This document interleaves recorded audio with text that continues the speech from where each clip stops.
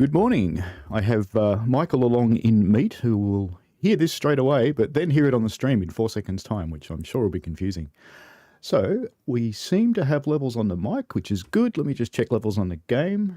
That looks tolerable. All right, so we're here to look at Cane Creek this morning, and it's a fairly long route, about 30 odd miles in the area of Moab in Utah, or running from Brendel to Moab in Utah. And we're looking at potash mining. So I'm going to start today a little bit different to usual. First up, here's the mastery. I sat down on Friday night because I knew I wouldn't have a chance to do it yesterday, so I just had too much else on. And I finished mastery. And I only did that because I was asked by an individual to show the dinosaurs on the stream today. Now, that person won't be watching the stream because they're asleep when this happens, but they always watch it back later, and I quite enjoy their comments. So we will have dinosaurs, definitely. But the other thing we're going to have is I'm going to take you through quite an excellent sound mod for Cane Creek. I was amazed 24 hours is all it took. So I'm going to start it up now, and we're going to go into the AC4400, and I'm running it without the sound mod first up. So, well, it's actually a bit more than the sound mod. We'll get into there. And I want to do LDG51B, and we're just going to leave everything at its defaults for the moment. LDG51B, that one. So we won't be running this whole thing, but I just want to show you some sounds. And then we'll go into the SD42 and show you some sounds. And then I'll engage the mod, which involves stopping Train Sim World 2 and starting it again. So that'll be an exciting couple of minutes, but that's okay. So first up, cars. They're a bit loud. But anyway, how about the horn? It's a bit quiet. And as lots of people point out, it's kind of the wrong one. That's okay. Now, how about the train itself? So, there is no air compressor after I release the... Oh, hang on. No, I know. There should be an air compressor. I didn't cut it in. There we go. Should follow my own notes. All right, so the brakes are coming on. We're in... Reverse is in neutral, so I'll just rev the thing up a bit. It's going to start rolling away, by the way, but we won't worry about that as the brakes come off. So I actually think its engine sounds aren't too bad. This is a quietened cab, so even with the windows open, it wouldn't be all that loud. So that's up to 8 and back again. And we'll just have a look at various things in here. So on the radio, there's no logos or anything like that. There are some logos, sort of, on our displays. And if we go outside, a lot of people have commented that the livery is not quite right, and you'll see that change in a moment as well. All right, so let's just jump into... You notice the car sounds have gone now too, since we moved a little bit away from the speaker that was emitting it, which I think is just under the tree.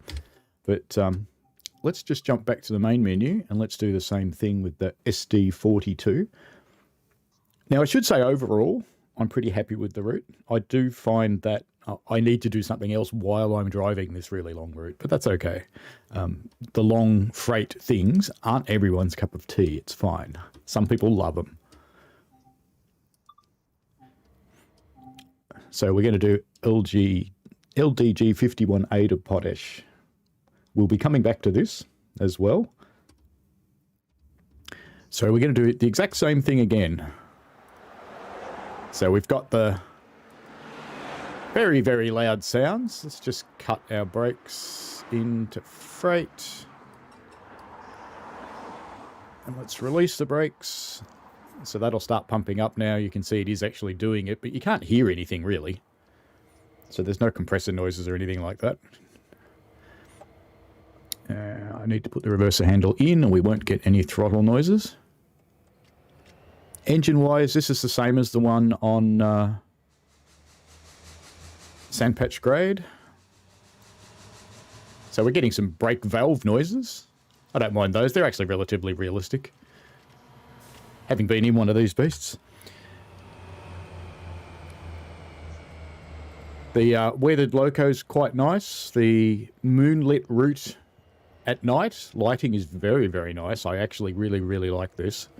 I notice on some of the other nighttime things, the night lighting's not as good, so I'm guessing it is actually to do with the moon in the sky. And, oops, all of those stars, which are pretty cool. Oh yeah, and the horn. It's the same horn as on the other one, and the automatic electric bell. So, let's just hop out of here now that we've heard what it sounds like by default. And let's jump out completely, which is a little bit of an odd thing to do in a stream about a game, but that's okay. So I've got Michael online in chat. I'm echoing on the stream, am I? That's not good.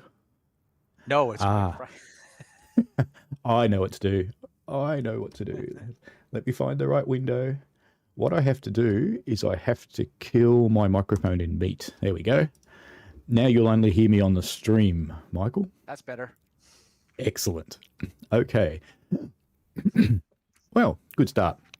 Now we're going to jump out of the game.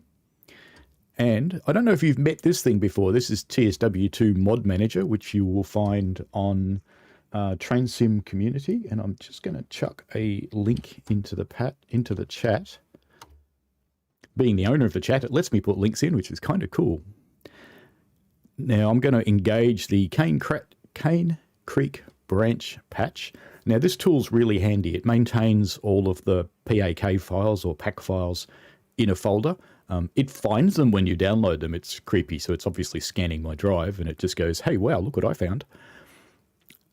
So it's a little bit intrusive, but I'll forgive it.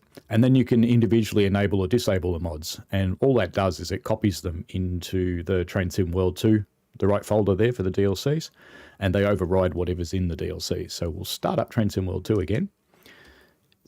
Interestingly, the mod manager seems to know when Train Sim World 2's running, because it won't let you move things around while the game's actually in progress. So it's a sneaky thing, but that's okay.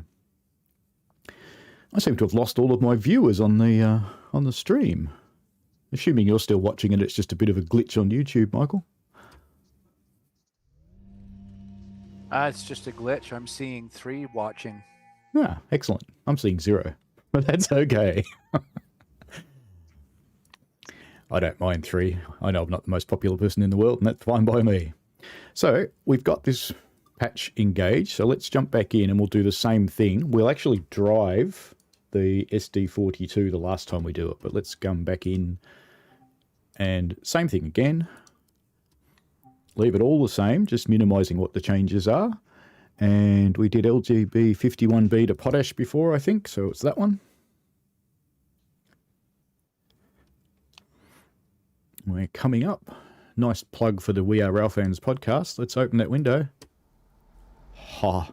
No road noises, no cars. There's a good start. All right, let's do what I forgot to do last time, which is actually cut the air brake in. I keep wanting to press the buttons on the screen because, you know, modern computers, but that's not how this works. So let's release the brakes. It's actually a little bit hard to hear the compressor, but it's there. So if I throttle up, he doesn't really claim any changes to the throttle sounds in the mod, but I think he has. To me, they sound different.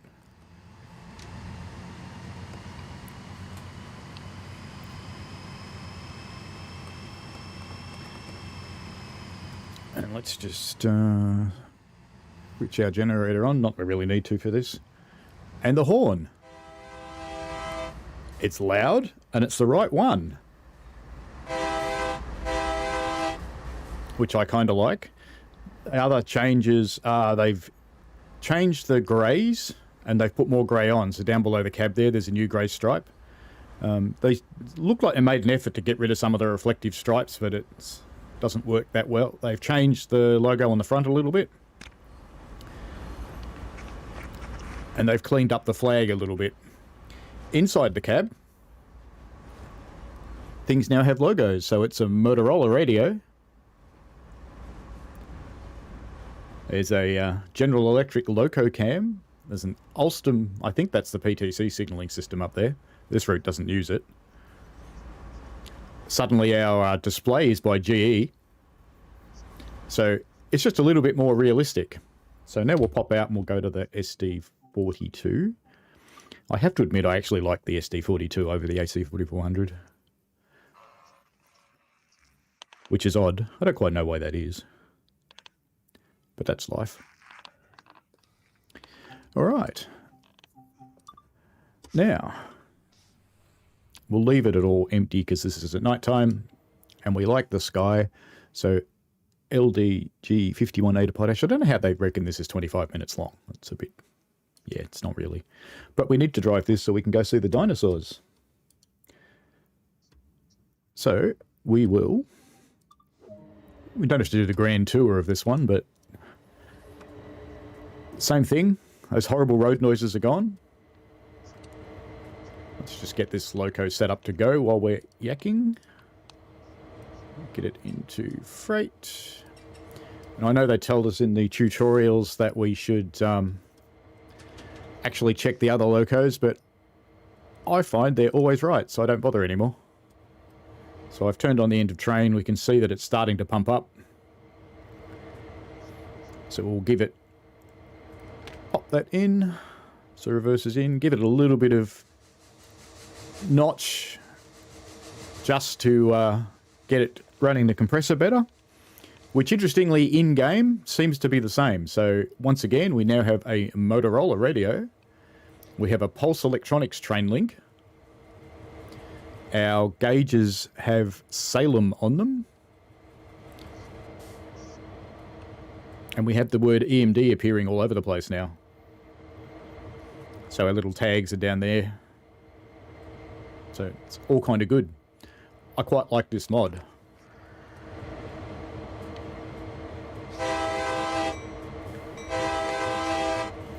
Nice loud horn. The bell's still annoying, but that's just a bell. Let's kill the bell. And since that seems to be pretty much ready to move, let's just actually get it into forward. And let's... We'll notch up even though it's not quite finished pumping up yet, because it's probably enough to move.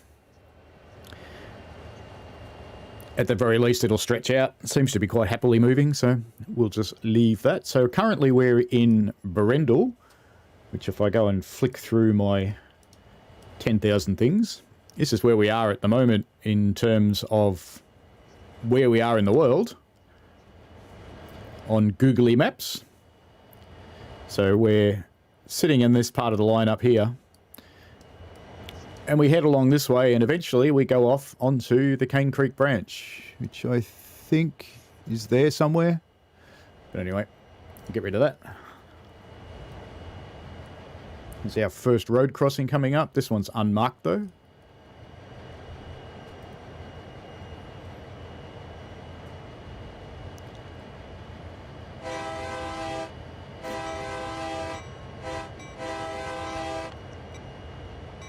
That might have been a little bit late in terms of American rules, but there you go. So, Michael, we were chatting earlier and you quite liked the route. Yeah, I like it. I reckon the visuals are amazing. Really, really good. We chatted about our favourite floating rocks. I actually find them, to be honest, they're a little bit of fun. So I don't mind the floating rocks. It's just not a big deal for me. It's just something that you see occasionally and you think, well, that's kind of funny. And some people, it seems to eat away at their soul. That's okay. Or there's the cars that are embedded in the road as they're moving. Yeah, that's true. But that's no worse than the people that wander around on Long Island Railroad with only their head sticking out of the platform. It's just funny. True. I think there's a lot of people that, I don't know, maybe they wish they really were train drivers. And look, I have to say, being in a real train, it's more fun than being in a simulator. My alert is going off there. It's more fun than being in a simulator. But this is a game And we can treat it as one, I think. I think that's okay. So while this is cruising along... I think people just kind of fret over nothing. Yeah, look, I think so. People like to complain about stuff sometimes. I guess there's... I shouldn't say this because my science son will appear out of the woodwork and tell me off, but there's glass half full and glass half empty people. He does, in fact, have a Sheldon T-shirt that says the glass is always full, and he's right, it is. It's just half full of liquid and half full of air, that's fine. He's a smart ass like that. That's one of our collectibles flying off on the right-hand side there. You can fill up these water things. I filled up a few. I haven't set out to actually drive the whole route. I'll probably do that with one of the free roam scenarios. I actually like those. I reckon they're cool, where you get a couple of locomotives and you can go and do whatever you want as long as you don't run through a red signal. So that... I actually like the information signs that they put in. They're really interesting. Yeah, there's some interesting reading in those. It can be worth stopping for them. So we'll actually show one of those later on. I don't think I've collected it yet. So the area we're heading into, and probably letting this train get a little bit quick. So let's just set up the dynamics and let them start doing their job. But this is the area we're heading into. It's very close to Canyonlands National Park. So the river, nice and brown. We do see that relatively realistically. The kinds of scenery that you see, I think their colouring is reasonably good. Probably the only thing they've missed is the bluing that happens in the distance. When you see things in sunrise and sunset, they have got the lighting right for that. So keep an eye out for those, because I reckon they're quite spectacular. So the kinds of photos that you see are quite similar to what we actually see on the route.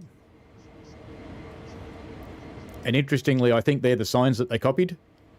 Something like that. Oh, that's enough of Canyonlands National Park anyway.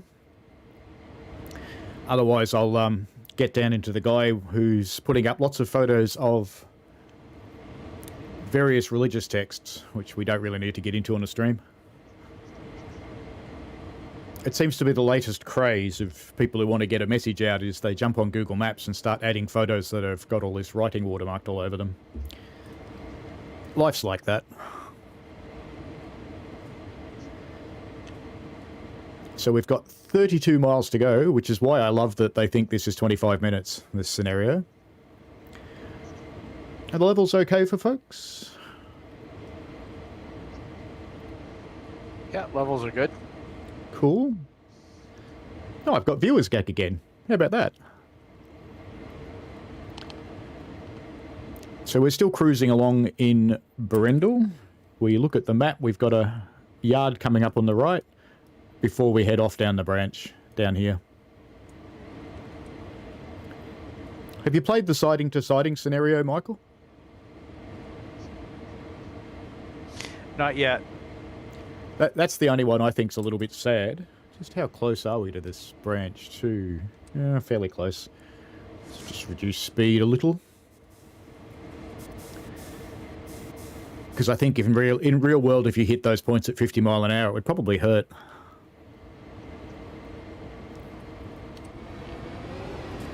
I hate the way you always end up facing the wrong way when you go into the 8 cam. So here's our yellow signal here. There's another AC 4400 sitting on the right there. I'm just going to come and sit up here on the grassy knoll and enjoy the ambient sounds. These aren't part of the mod, but there just happens to be a speaker just up here, which is cool.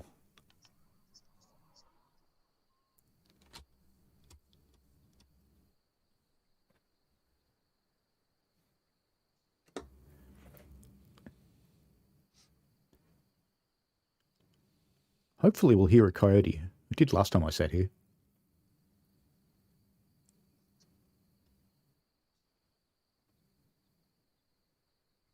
There's our train in the distance. No coyotes yet.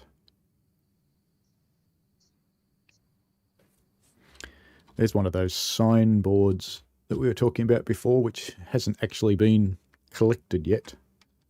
Oops. Still no coyotes. That's sad. Maybe I'm not quite in the right spot.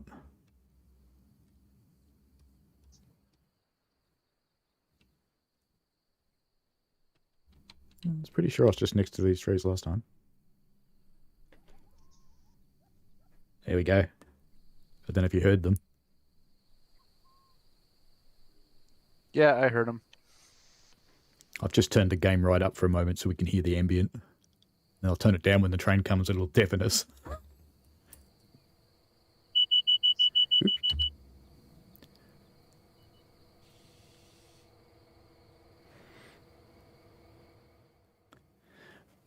But there's cool little nuggets like that.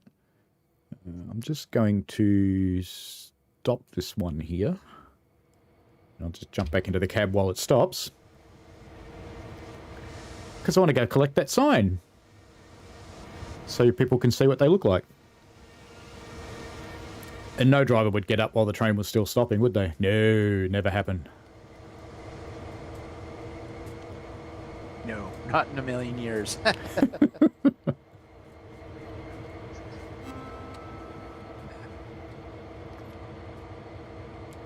So there's these little explanatory signs all over the place, and the fact that they flicker suggests that they're driven by software, not graphic, which is interesting. So this one, in case it's a bit hard to read on the stream, is the branch line. None of the ones I collected did that. Yeah, it's interesting. This branch line was a latecomer in railroad terms, not being constructed by the Rio Grande DNRGW until 1961-62. It's interesting, I didn't actually know they still survived that long, but obviously they did. And the line was built specifically to serve large potash mines then being developed in Grand County, Utah area. And there's loads of those everywhere.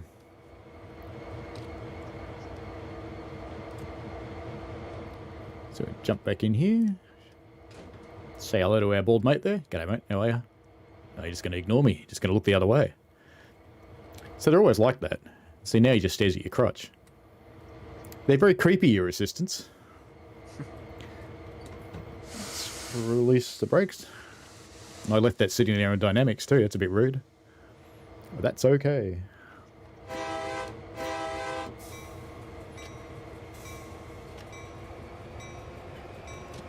Get rid of the bell. I have noticed the alerter button, which is down there on Rail Driver, seems to be quicker than on the other routes. So, bit better. Still a bit delayed, but better. You don't panic quite so much when you use it. I'll get this back up Now to... if they could only get the throttle to work properly. It's close. I do have a little bit of trouble getting into notch 8, even with my my way of doing it. So it is a downhill grade here. I'm trying to drive without the HUD, but predicting when you're going up or downhill on this thing. Jump straight into notch 4. Really? No, I don't have too much trouble with that. So that's idle. 1, 2, 3, 4, 5. So at this point I break a coupler. 6, 7, and 8.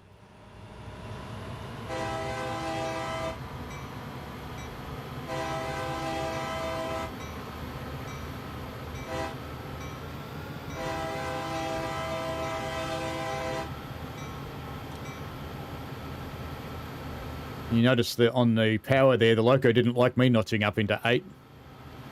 It cut the power off on me.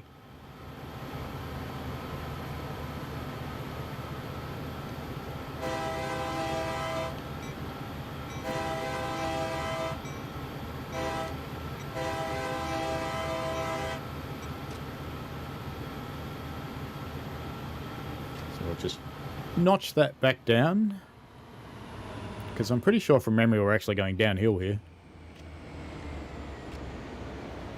Should just leave it in 1, I guess, just to keep it stretched. Yeah, it is downhill. And we're going just a little bit over the speed limit, but that's okay. Just a little. It's only double. It's alright. I'm only getting bronze medals on this because I keep doing these runs at 50 plus. We'll wait the 10 seconds for our dynamic brakes to set up. when we get down to the dinosaurs, which is about milepost 21, I think, I'll do an emergency brake and show people how to get out of that, because it takes a little while, so I'll start the process and then we can go look at the dinosaurs.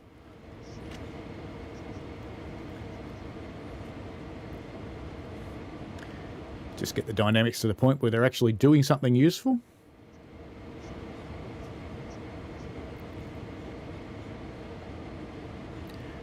One thing I did notice with the mod, in the default, if you start using the dynamics, mysterious road crossing with no road, but I saw a crossbar there. No road, just a crossbar, so we'll honk. Yeah, there's a few of those along the route. Yeah, little dirt buggy tracks. Before the mod, you hear the diesel engine rev up when you go into dynamics, which I don't think happens in reality. I think it runs it up a little bit to keep the air compressor going, but I don't think it revs out like it's in notch 8.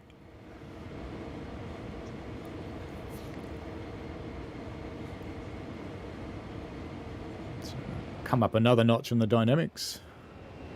See, it sounds like it's revving up, and that to me doesn't seem right.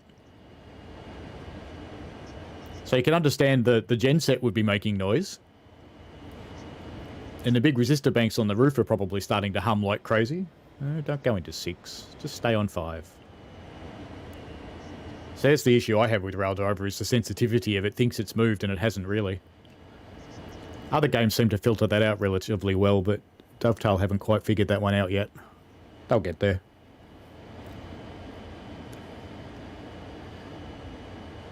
So we are heading down the branch now, and we're heading to... Oops, where did that go? Over there, of course. So we're heading to this place. So this is the mine, so it sits between Dead Horse Point State Park and Canyonlands, which is over on this side. There's all these famous things you can go look at over there. And if I zoom in down here somewhere, we'll actually find our mine. Somewhere.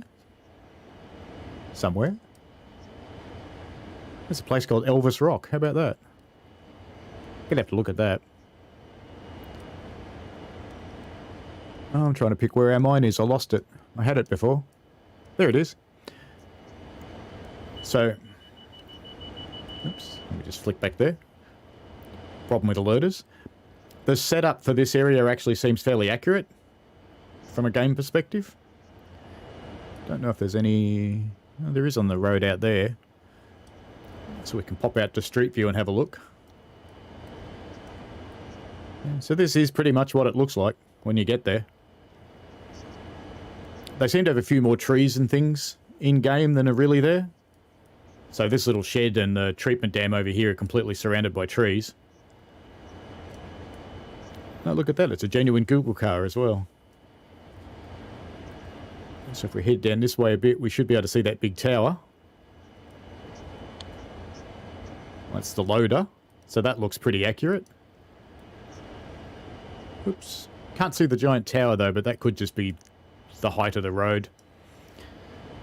But what we do miss in the game that they didn't model at all, they didn't have a go at these. And more importantly, they didn't have a go at these, which are quite spectacular with all their different colours that they have. So it's a bit sad that they're not there. But that's okay. Yeah. Matt mentioned that too. Yeah, it'd be nice to see them. So maybe that'll come out in a future update. Maybe not. What do we have to do now? Just looking at my script for today. It's the first time I've tried doing a script and I wasn't even following it, so there you go. Maybe I shouldn't bother.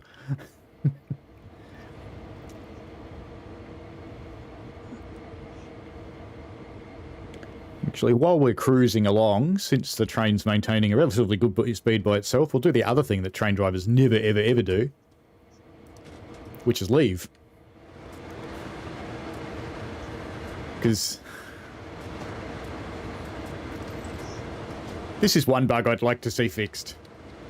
Can't cross the... Oh, you can. You couldn't before.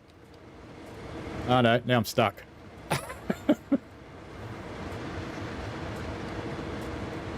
I can escape. It's alright. Yeah, I couldn't actually cross the platforms before. Yeah, and now I can't again. Oops. Ah, no. We're going to stop. E. Oh, got it. Anyway. Looks like maybe the crossings do work sometimes. I'll have to add that to my bug report. Here's another road.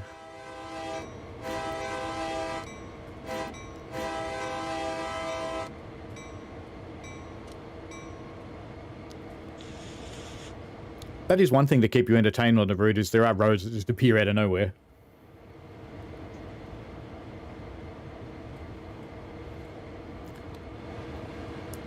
I think looking at photos of the area, they have done the scenery quite well.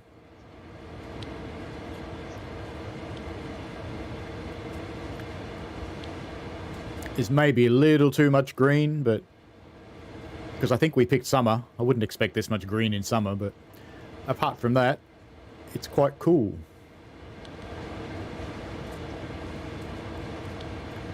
And I don't know if Skyhook have got a different way of doing headlights, or if this is the default way, it's just getting better, but to me it seems better. I don't have anything empirical about it seems better, it just seems better. Could be complete BS. Now we're going a bit too slow. We're going to be here forever. Need to exceed the speed limit by a bit more than this. Because we have rather a long way to go to get to the dinosaurs.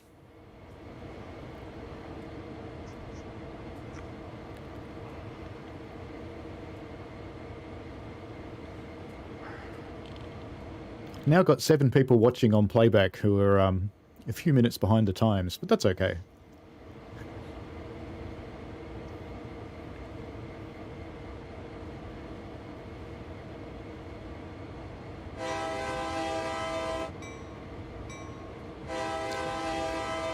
It's caught me out again. It's only a bridge.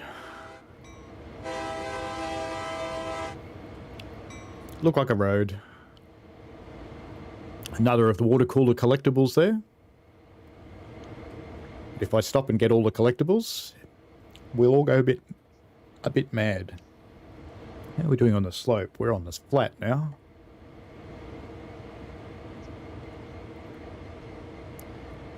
I think I'm going to go back up to about 40 mile an hour, or we're going to be here for a while.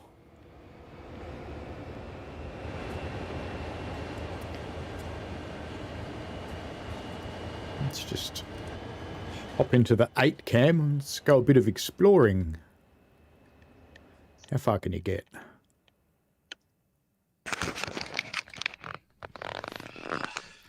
Just fall over your microphone there, mate. So the mountains look nice in the distance. Comes our train.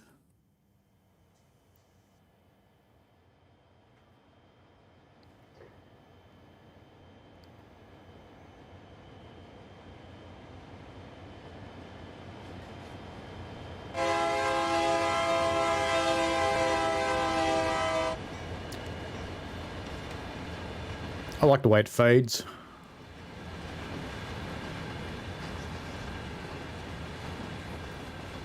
I keep getting tempted to buy an Xbox controller so I can do smoother pans one day.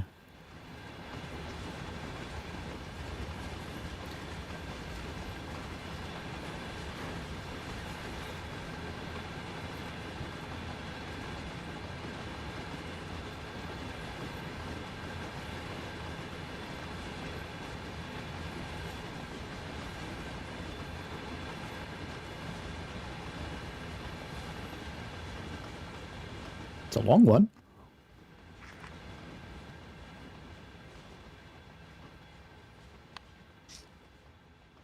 I quite like the rail joint sounds. I think they've done that nicely. That's not from the mod, by the way. They're there normally.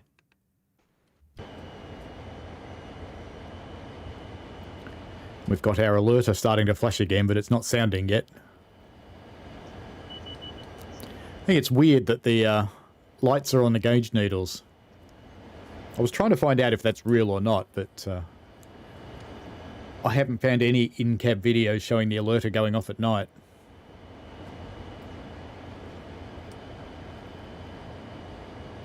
Does anybody in my audience know whether that's realistic or not, that the alerter's flashing in the needles?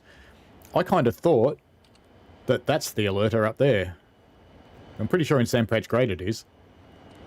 That is the alerter. Yeah, well, it doesn't flash up there. It flashes on the needles, which is a bit weird.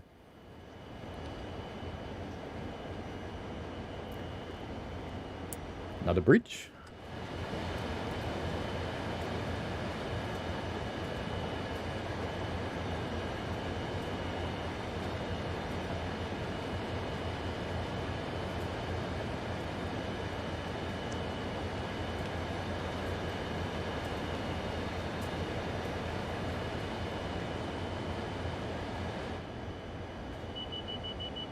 Just in time.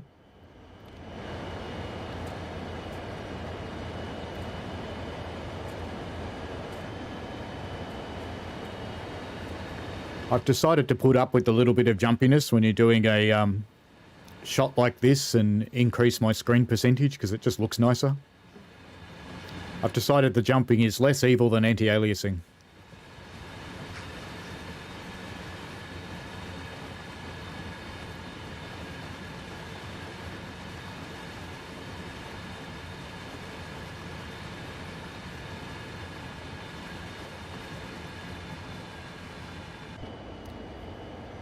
And I have to say, when you're running it at 2K, this thing really thrashes my 3070 graphics card. Maybe one of my kids will feel like upgrading their computer soon and I'll get one of their 3090s. I can't afford them, but they obviously can.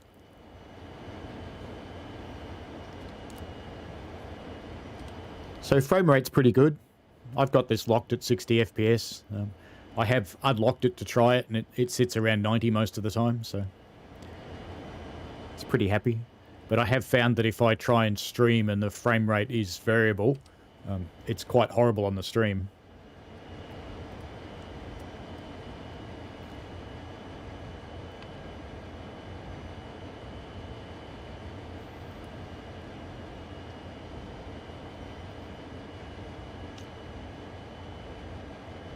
We must be going uphill again.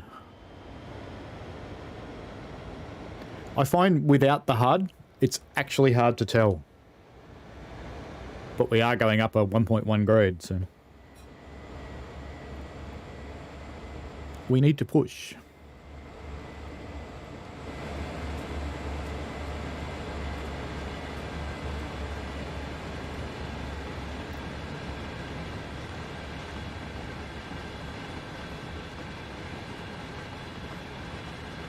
Not quite sure why I'm slowly sinking into the ground, but that's okay.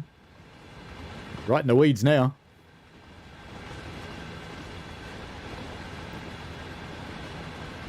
I've never had it do this before. It's kind of cool.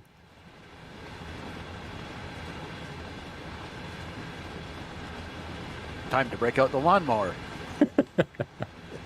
Just eat my way through, I think. That's the 3 camera. Who even knew you could do this with the 3 camera? I certainly didn't. It's the 9-mile marker. Whoops, we missed a road. And we're missing an alerter. If you're not sure how to turn the alerter and the end of train on, I did flick through it pretty quickly. That's the radio and the... I suppose it's a, what is it, a HOTD? Who knows what that stands for? We'll have to Google it, but that turns this on, and your radio. And that's the one that turns on the alerter, the warning devices. Interestingly, you can do most things like turn this switch off. Train still runs. It doesn't care.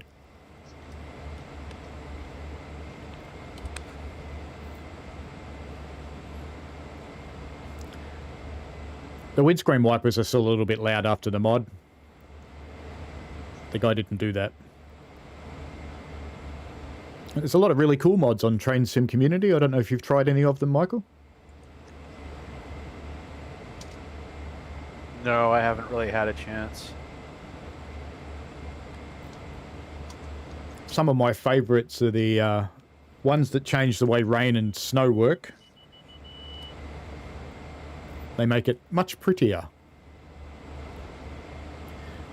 And another favourite one is one. Yep, go on. HOTD stands for Head of Train Device. Excellent. That would make sense, because that's the head of train device. And all the way back here, I don't know if we can actually see it with this camera. Let's see if we can get round the back. That would be the EOTD, the end of train device. How about that? That makes sense. Why does it say CSX? Shouldn't say CSX. It should be UP. Oh well. That's life. Oops. Yeah. Oh, well done on Googling that. That makes a lot of sense now. Head of train and end of train. It's funny when acronyms actually mean something useful. Wish the two would talk with each other. Yes. Oh, that is the point, because the thing on the back, apart from providing the little flashing light, they're also called Fred. But it's measuring the brake pressure at the back, which is what this 89 pounds is. And you can flick the switch and make it pop the valve on the end too, which is not that useful when you're driving, but it is a useful thing to do if you've just coupled up some more cars somewhere and maybe your train's a mile or a mile and a half long, or a few kilometres if you're in a nation like I am that does kilometres. You probably don't want to walk to the back to do a air continuity test, but what you can do is open that and make the device at the end of the train dump the air and then close it again, and you can watch it all pump up, and you know that your brake pipe is complete all the way through. So it's actually kind of clever.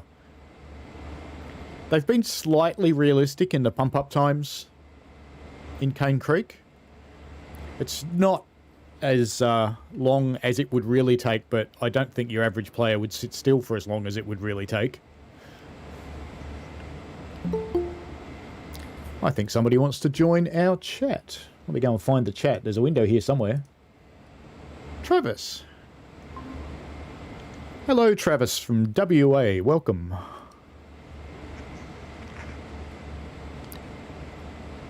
For the other people that are watching, if you'd like to join the chat, find me on the Train Sim World forums and we can have a chat through the private messaging system there.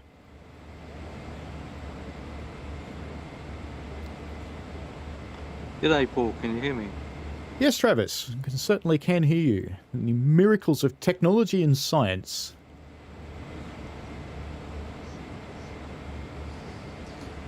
I've got to go. I've got a call to do. No worries, Michael. Hopefully you'll be able to come back and see you after that. Good luck with the call.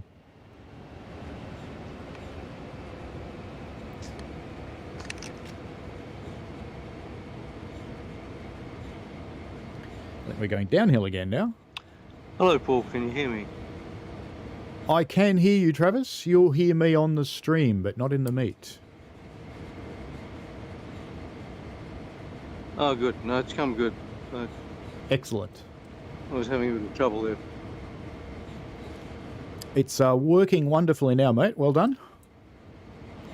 So we're cruising along. We're Just there, but I've still got that thing where I can hear myself talking, and I'm not sure how to turn that off.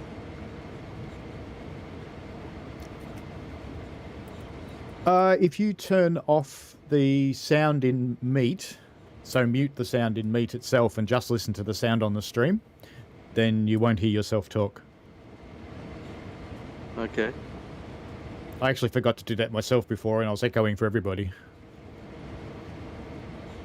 I just need to bring this speed down because we've got a curve coming up. And yes, I'm driving at more than 3 times the speed limit.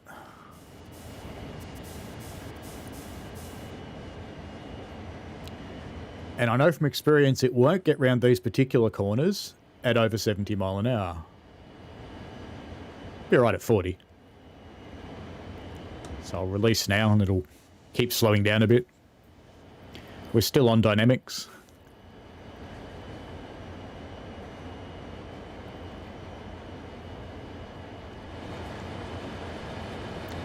So we've got a couple of nice corners coming up. Can you hear yourself now? I can still hear you, Travis. No, I can't hear myself. Beautiful. So you can only hear yourself on the stream.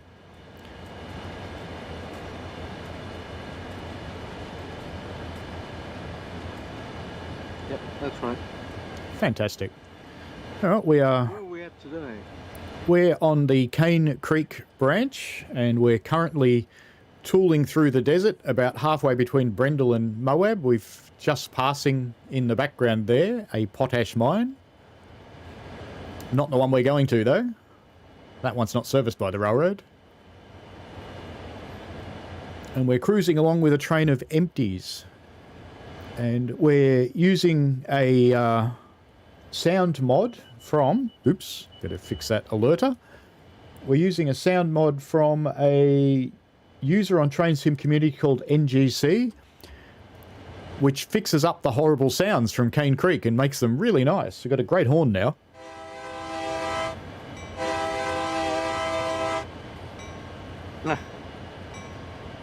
Quite impressive.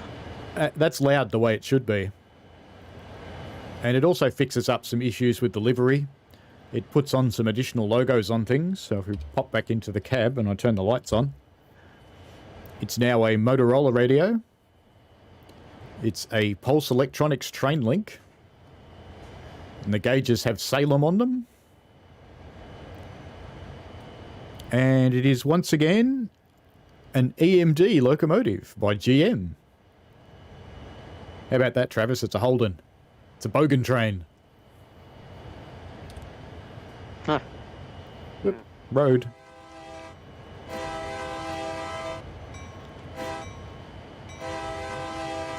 It seems like a crossing in the middle of nowhere with no road, but that's okay. And I think we've gotten through the worst of those curves now, so I can speed up again.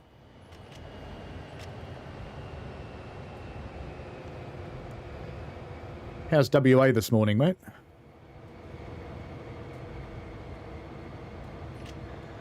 Well, it's calmer than it was a couple of days ago. Hey, you've had some storms.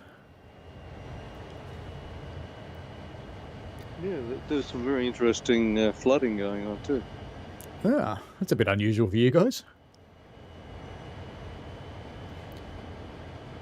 Yeah, actually it's a very unusual winter because it's actually wet. We've had some very dry winters the past 10 years. Yes. I think that's been pretty much the case for Australia. It hasn't been particularly wet here, but we have had some fairly nasty storms. And this morning I think it's cleared because you may have noticed it's just gotten dramatically brighter on my face. The sun's broken through the fog, finally. It's time for a cup of tea there, mate. Got one here.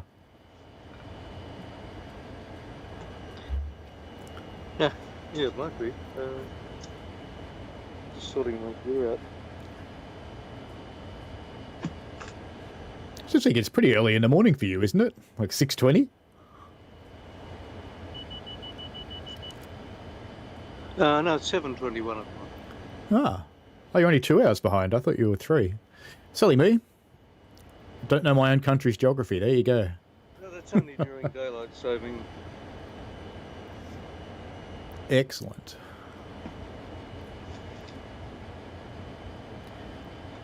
And for the other people in the chat, Travis lives in the bottom left-hand corner of Australia, and I live in the bottom right-hand corner of Australia.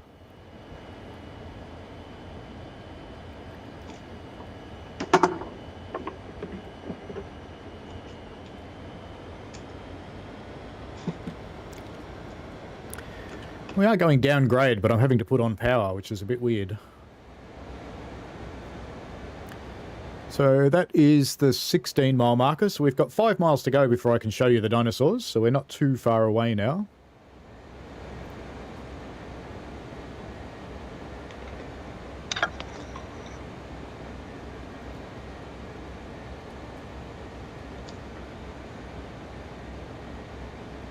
I was just thought I'd show you this picture I found of the drying ponds at the potash mine we're going to. I have to wonder if they're designed to look vaguely like some kind of creature. It's kind of cool. Not that I'd be Googling for information or anything while we're driving along on a train. No, of course not. That would be like driving and texting at the same time. You wouldn't do that. Last night I was driving along... So, mister, did you ever get to do the live stream from the train? No, I've actually struggled to get permission to do it. So what we're working on, they're working with me, so we'll see if it happens. I won't mention the railway just in case that stymies things, but what they're thinking is that instead of doing my second person role and running streaming, what I could do is be in the cab as a third wheel who's got no relationship to train operation on that day, because they accepted that while I could set up a stream and make it happen and not touch it, they were concerned that it might fall under the regulations about using devices. But if I was a third person in the cab, which had no operational role at all, it might be okay. So we're negotiating on those terms now, so we'll see what happens.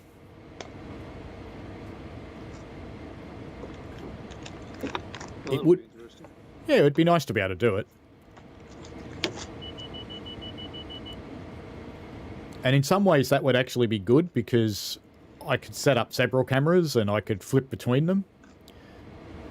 So we could have in cab from driver's point of view, in cab from second, and views from outside. That also assumes I can get enough bandwidth to actually do it out in the middle of nowhere. I'm not quite sure how that'll go. We'll see. The 18-mile mark now. 3 miles to dinosaurs. Looking back along our train.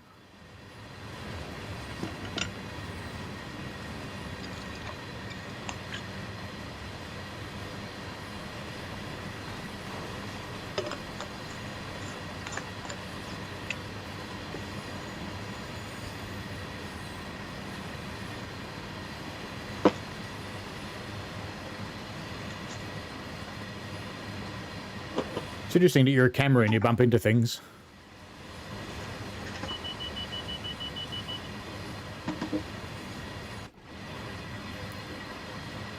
Who else knew the 3 camera could do this? No idea it could fly along the train. And it started to come into the nice rocky territories, which look really, really nice. So this is Colorado, is it? It's Utah, an area called Moab. I'm not sure if I've still got them open. Let me see if I do. I think I closed my maps links. But I can open a new one and show you where it is.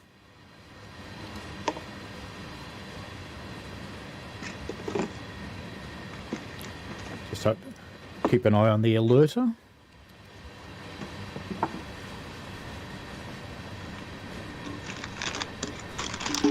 So we started with... Oops, where did that go? I lost my map. There it is.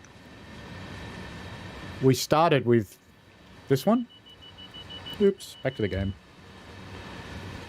So this is Brendel, and the rail yard's up here, and we've headed off along here, and then we've come down the branch line, which is somewhere down around this valley. And we're going to... down here. So we're going to go along the river. And we're heading along the Colorado River, and we're going to go to our mine. I'm just zooming out to find it. There it is. So there's the ponds. And this is the mine that we're headed for here. And just to put them in a world sense, they are Western United States on this other side of the Rocky Mountains, and not the Rockies. It's the other one's called. I never can remember. The one's on the side of California. I'll remember them after the stream finishes. You watch. There you go. Well done. Yeah, we're obviously going uphill again. More juice. We'll know when we're getting close to the dinosaurs because you will see something standing out on the horizon. It doesn't stand out quite as brightly as the spaceship does in Cathcart, but it's pretty good. What's this, some giant dinosaur statue, is it? When you go through the mastery and do enough things, you enable a dinosaur park. So a little bit like Jurassic World, I guess, except they're not alive. Right. Like Clive Palmer's effort. Speaking of dinosaurs, who said that? Got to be careful what you say about politicians these days. They've started suing people. We're turning into a legitimus... Well, Go on, mate. yeah, litigious society, we're going to say, but yeah, Clive isn't particularly popular here. That's true.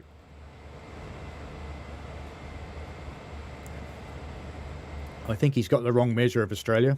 There we go. There's the first glimpse of the thing in the distance there, that little red mark. See if I can zoom in on it a little.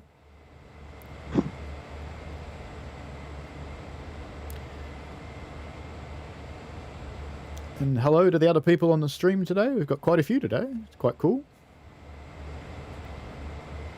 Feel free to engage in the chat if you'd like to. And if anybody wants to join in being able to chat with me directly during streams, just look me up. It's Paul Pavlinovich in the Train Sim forum, the Dovetail one, and we can have a chat through the private messaging there and set it up. So when we get down to the dinosaurs up here, I'll just start powering off. I'm going to go into an emergency brake just so I can show you how to get out of it, because we're going to stop and look at the dinosaur park anyway.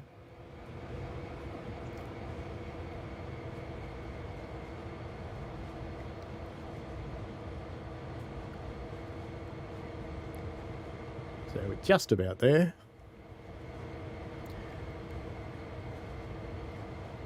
And after we've looked at the dinosaur park, we'll go and do a little bit of shunting. And depending on how we're going for time after that, we'll do another one. I usually like to run to about 2 hours because that seems to be about the limit that people are willing to watch.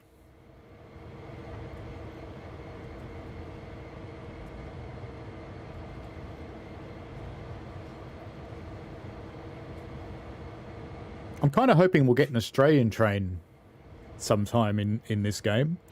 There are other train simulator games that have Australian trains, and I do play some of those. Trains is one of them. But if you think this thing is a little bit arcade gamey, well, Trains has got it going well there. So these are the dirty dirt cars.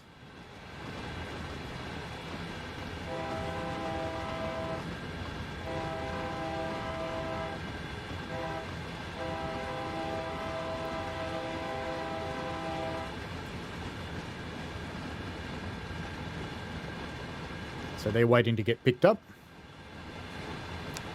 They're cars that come from out there somewhere, filled up with dirt from a uranium testing site. I haven't actually done any of those scenarios yet.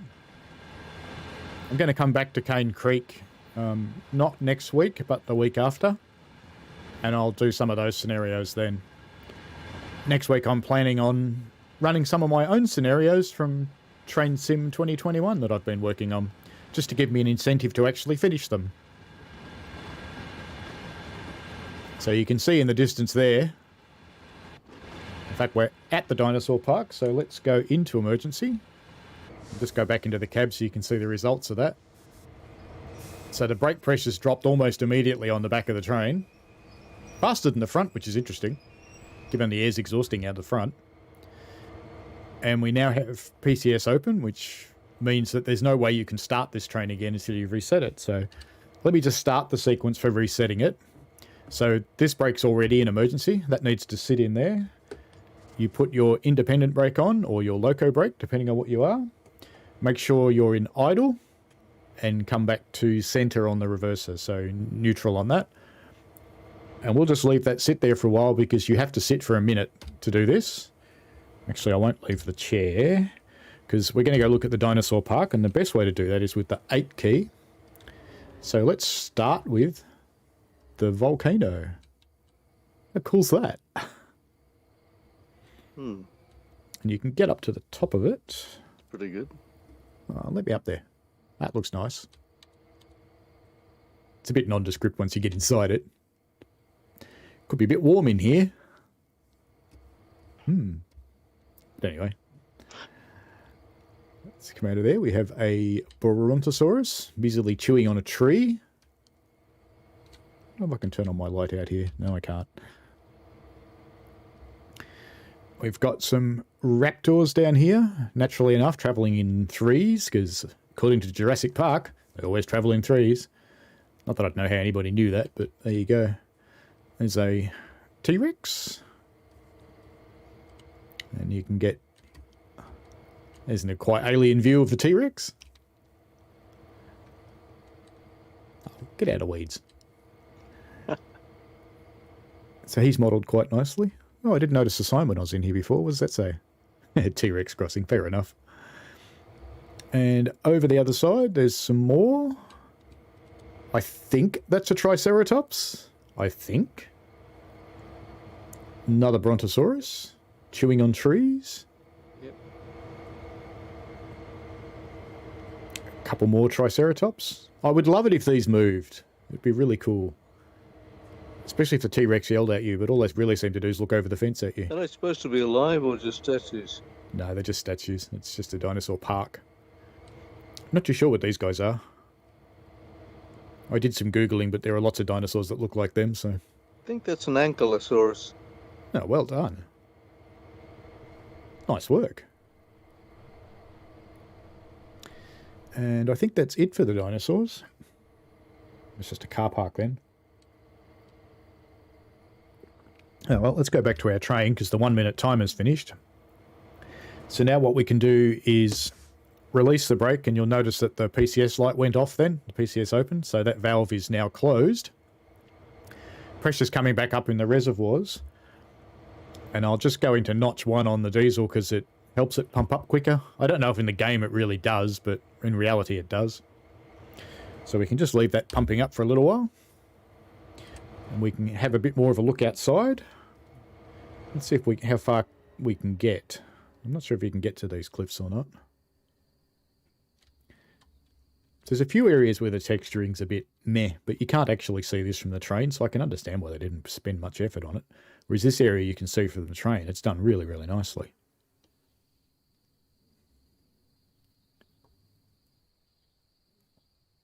And I like the bright blue stuff in the rocks, whatever that is. Don't know if it's a mineral or algae or what. I have not been able to find out, but photos of the area do show this sort of thing. So, and these cliffs and things and the rock assets... Might be bauxite. It could be. These cliffs and the rock assets come from a thing called Quixel Megascans, which actually are real scans of real images, giant ones, from this area. Now, hopefully, our train's finished pumping up by now. Yep, it's almost at the point that we'll be able to go, so I'll go back into idle on the throttle, release the independent, and go into forward on the reverser. So what we've got now is forward, and we've got both brakes released. And we've 69 pounds at the back, so we're almost ready to roll. And start powering up to stretch it out.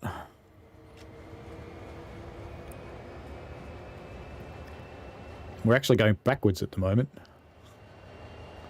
because the brakes have started to release and we've started rolling down the hill. And that, ladies and gentlemen, is how you snap couplers. That would be what would really happen right then.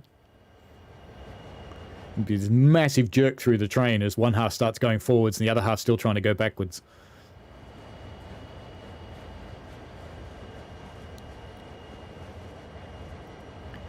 And then you'd have to go and find your spare knuckle and hope you only broke the knuckle.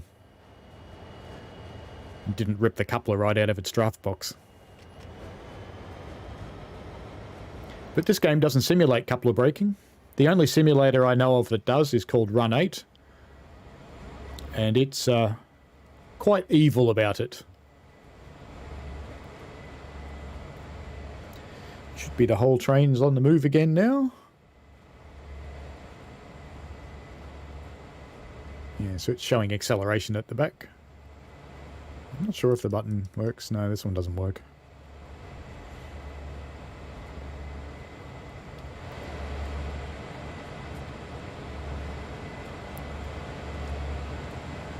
Bye-bye, dinosaurs.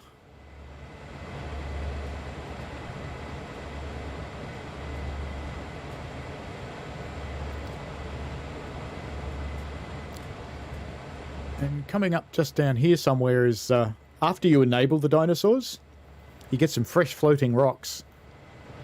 Which you'll see those when we come into the man-made canyon part just up ahead.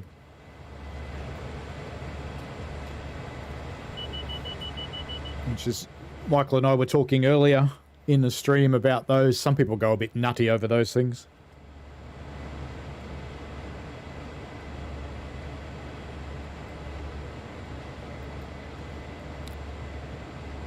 This irks me a little bit. The rocks that don't actually seem to touch the ground. Oh, they most definitely do not touch the ground. I'm not actually sure if we'll be able to see them in the dark, but we'll know soon, because they're not very far away from where they are. You can only see them from one direction too. When you're looking in this direction that we are now, you can't, but when we get to the point where they are, I will look back and we'll probably be able to see them. And this looks like a road.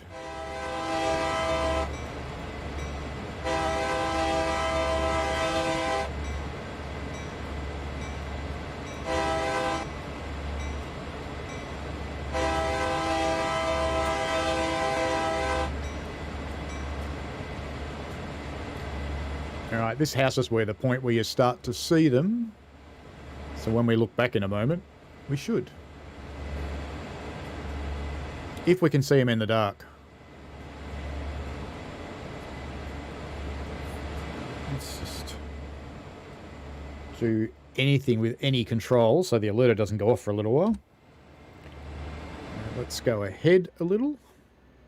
And then look back that way. Can you see them in the dark? Not well, but they're there. There they are. There's this flying V of rocks all up in the air up there. Now, what I'm guessing is they're supposed to be the fence for this ranch here. I reckon they're meant to be the fence for that. But no, it's just a big floating V of rocks up in the sky.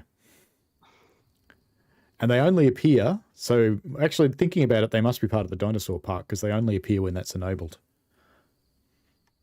We're about to get a very rude snap back to our train if it's not too far away. There we go.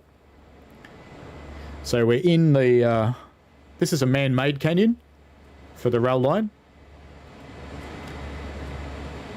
Interestingly for the game, I found one video of a very short stretch of going through this canyon, and it appears that the walls in the video were completely vertical. Which suggests this might be a little bit wrong, but it's much more visually appealing, and I prefer it this way.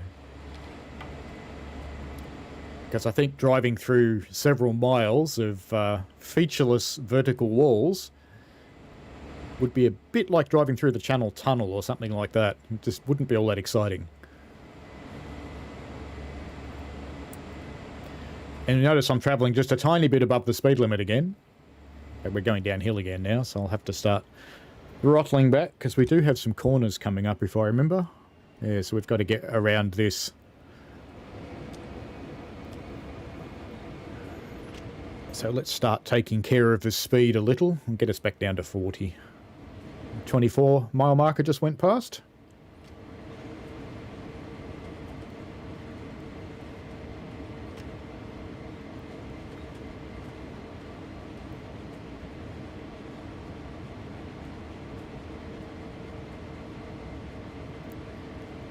Dynamics are starting to power up now. You can see on the gauge here that it's starting to move. Or I shouldn't say power up, that's wrong, but they're generating power going into the resistors up on the roof.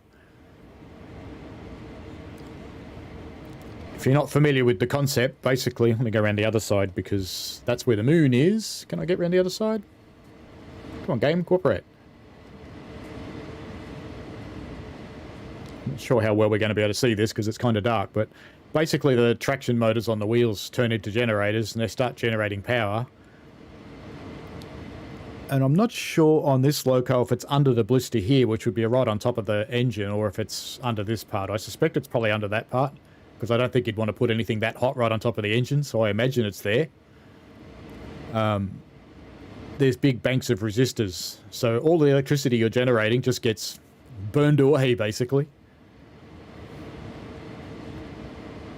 I think I actually figured out what's causing the flickering in the number boards too, because in another version of this locomotive, there's a strobe light right there. So I think that strobe light's still there, it's just not in the graphics. It wouldn't surprise me. So we've come out of the little man-made canyon. We're not slowing down much though, so we're probably going down a fairly steep hill. Let's have a look at the HUD. We are indeed going down a fairly steep hill. And we're getting quite close to our corners, so I think we might give the dynamics a bit of assistance. Use a little bit of brakes as well. Because I don't want to come this far and then derail because I go through the corners too fast.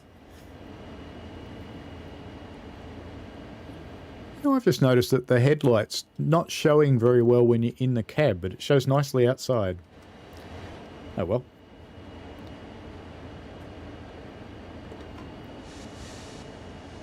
Release again now. We're still fairly steeply downhill, but the dynamic should cope with it now. I haven't actually got all the everything it can have on, so we're just in notch 5 on the dynamics.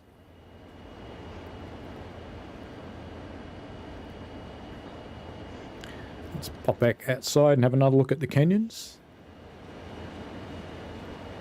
It does look really nice. We're going to see the Colorado River shortly.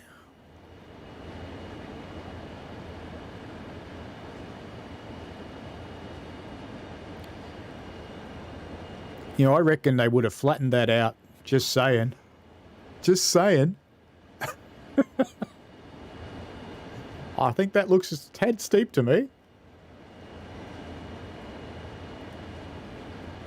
Hmm.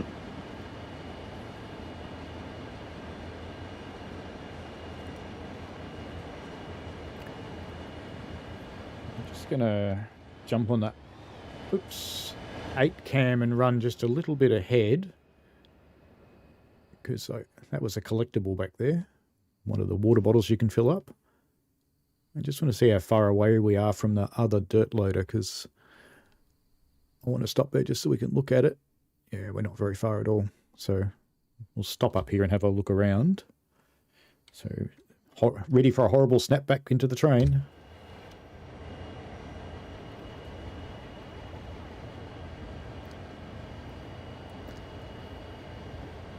I should probably turn the train sound down before I do that and then fade it back up again. Let's try it and see if that's less horrible.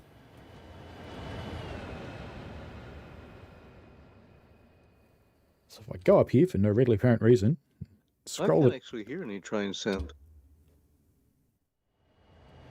Should hear it on the stream. It's a bit louder now. No, it's just you talking. It's deathly quiet otherwise. Yeah. Well, there's definitely train sound going out on the stream, so maybe you're hearing me on Meet and you're not hearing me on the stream.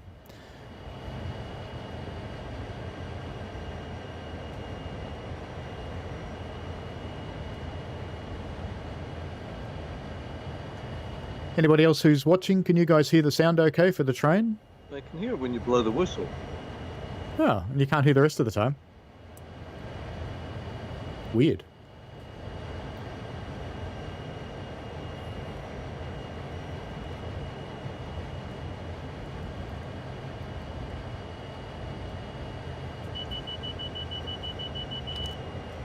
It's definitely going out. I can see it. Yeah, I heard that. Okay. Maybe your device is filtering out the low sounds.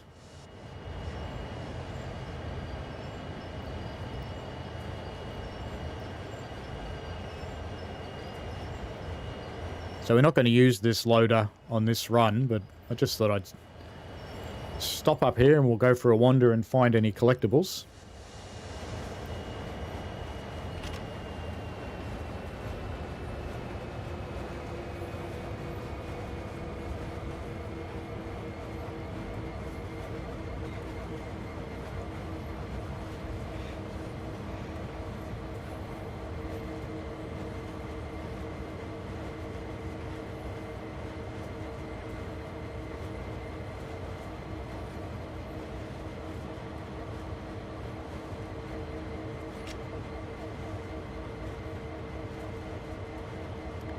So I haven't explored around this one myself yet, so we'll see what collectibles there are.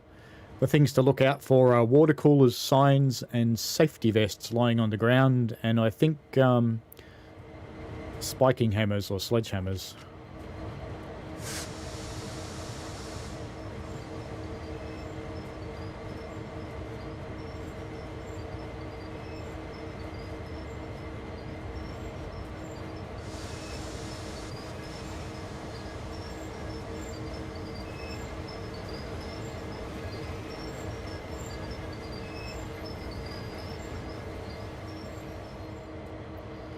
Alright then. Let's make him safe so the alerter doesn't go off while we're not here. That in theory should stop it.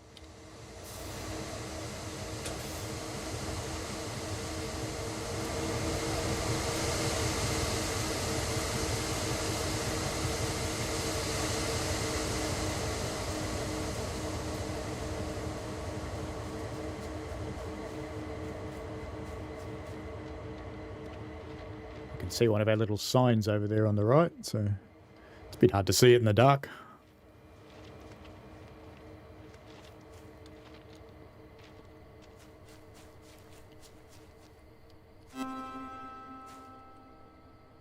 So this is the uranium mill cleanup operations. When a nearby uranium mill closed, it left behind several million tons of contaminated tailings, which were located on the floodplains of the Colorado, which would be the river.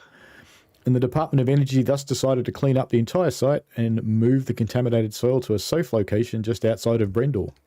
It's like, here, town, have some radioactive dirt. Is that real or just in a simulation? No, it's real.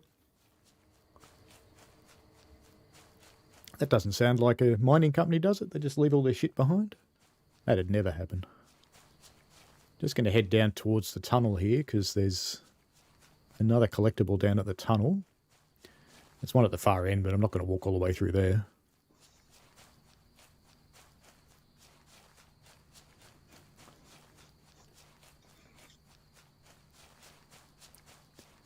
It's wandering through the grass.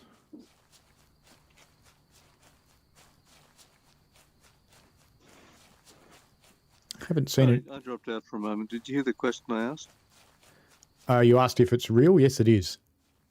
So it's obviously part of the game, but it is actually a real thing. Yeah. And I was saying it's not like a mining company to just leave all their crap behind. They wouldn't do that. No, I don't want to give up control.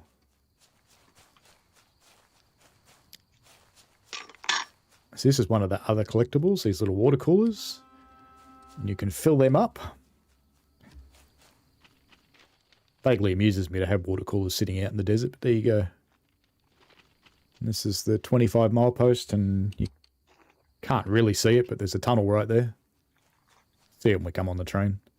And here's our next sign. This is Moab Tunnel. It's 7,147 feet in length. So what's that, about 4 miles? Moab Tunnel was bored through the sandstone rocks. It links Moab with Bootlegger Canyon, forming a veritable shortcut to reach the valley of the Colorado River. Oh, there you go. Let's go back to our train.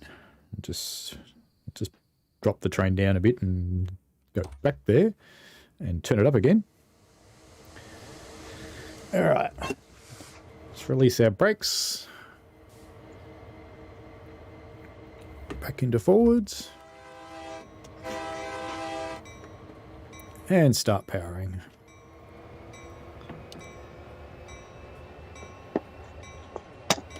And just while that's happening, we'll run away using the camera and go look at the valley.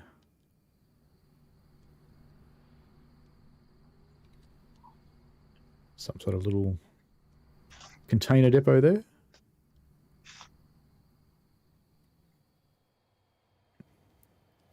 You can hear our trains starting to move up there now. Very slightly. Maybe. And we've got a substation here.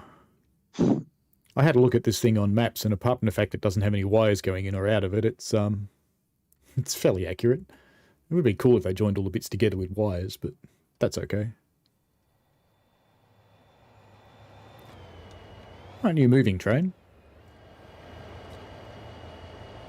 Why do you think the brakes are on?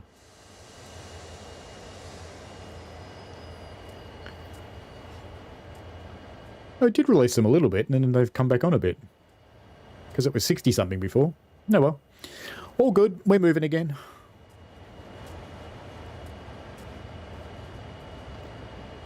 I'm heading towards our tunnel.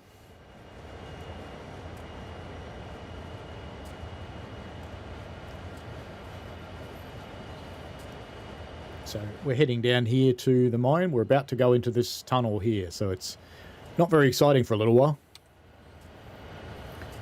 The interesting thing, though, unlike the other routes, I have discovered that if you start with the camera outside the train, you can actually stay outside the train. You just got to get into a spot where you'll fit.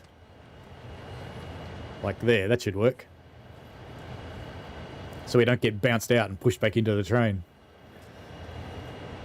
That'd be me. Huh. I didn't know I was bald. When did I get bald?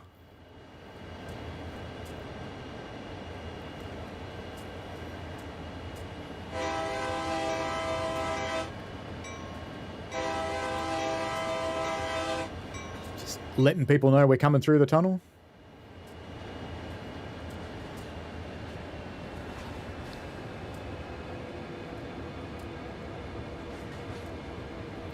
I think this is downhill.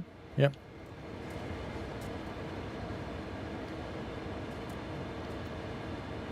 See, in all the other parts of the game, if you're outside when you go into a tunnel, you get snapped back into the cab.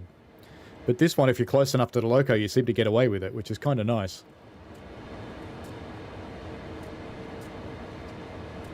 Let's see if I can sneak ahead a bit.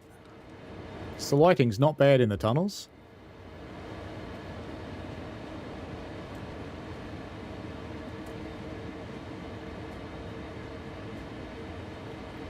Just notching up the dynamics to slow us down.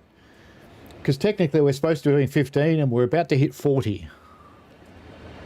But I'm not going to do 15 because we'll be here forever. 40 will do fine. Slowing us down a bit much, I think. No, it's steadying. Let's come back to notch 4. So while the tunnel's not exciting, this is the best lit tunnel I've seen in the game yet. The lighting really should extend a long way ahead of the train, because train headlights... I know the English game makers think that train headlights are dull because in England they are dull, but in the rest of the world they are not. They are very bright things. Even on our little trains on the preserved railway, we call them car frighteners, because it's the only reason we ever turn them on.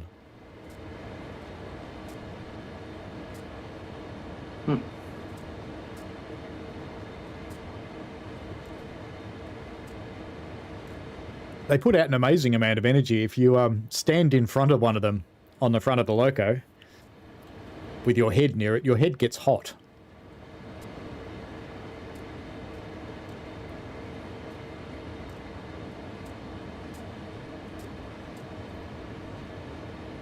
There we go. So to me, that tunnel didn't feel like 4 miles long, but there you go. So we're coming into the canyon proper now. Why does it always start facing away from you? I've completely forgotten how many feet there are to a mile, but I think it was 7,000. 1,600 feet to a mile. I think, or is it 2,600? Not sure. Maybe it's 2,600. It was about 5.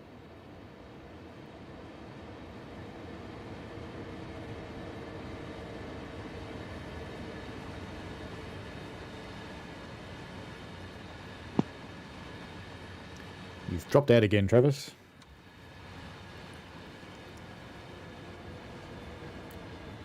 Anyone who's watching know, is it...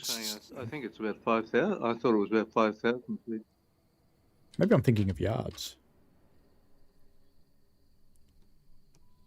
I could be thinking of yards. There's the Colorado River down there, the first time we see it.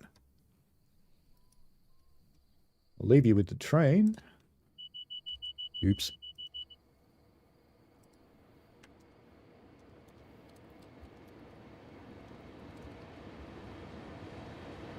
$5,280. There we go.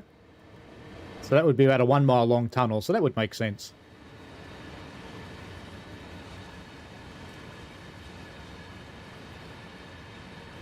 So it's about 1.2 miles, which would be about nearly 3 kilometres, 2.5 kilometres, thereabouts.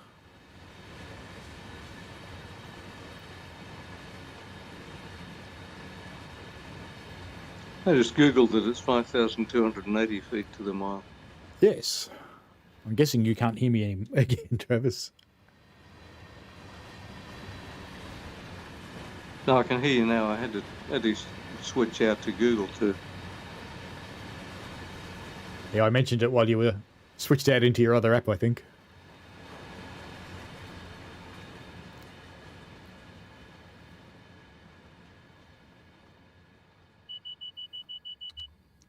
The reflections in the river are quite nice, except where it's drawing the not so nice textures. So this gives you an idea of what the Unreal Engine is capable of with water and reflections. Let's just catch up with our train a little bit.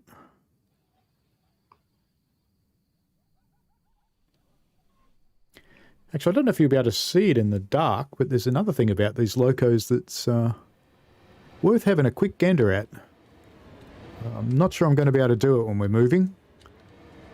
Can I do it? Have a look at the mirrors on the side of the loco as I go past. Nah, it's too hard to do. But they reflect. The first ones that do that.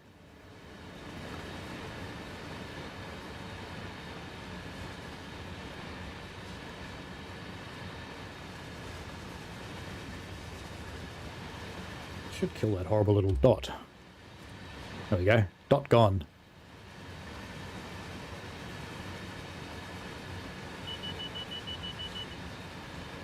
It's amazing how I can push a button this far from the train.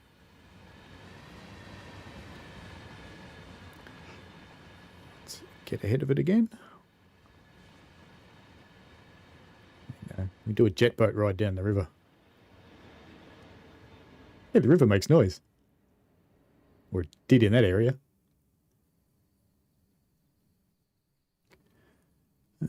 Let's go and sit up on top of the cliff and watch. You can't get that high. Let's go as high as we can. That's about it. And watch our train come in.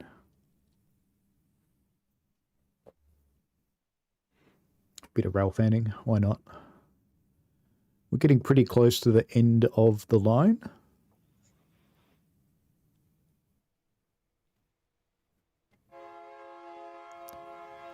Proper horn.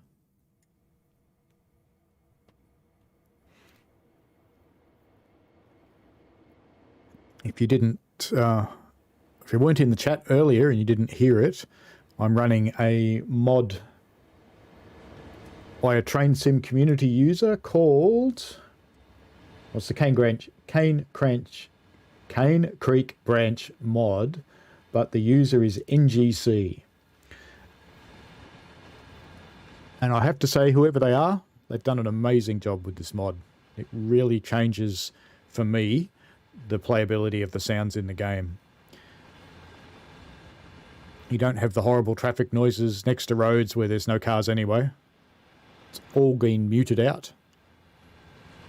And the trains have had some changes, particularly the horn, which is a K3LA, which is the right horn for the loco. You can't hear it from here, but it's loud like a train horn should be.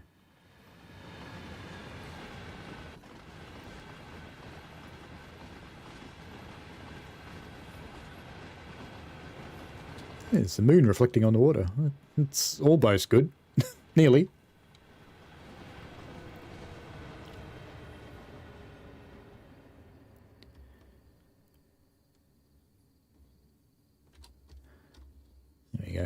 Must be a Is guy. the moon moving in a proper manner? It does move through the sky if you stay around long enough.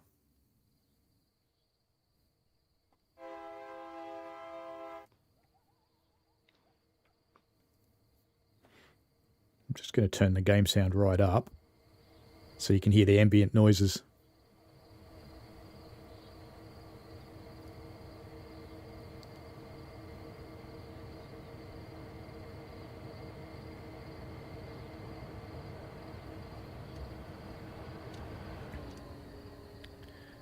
I'll go a little bit away from the locos and come and sit up on this corner up here.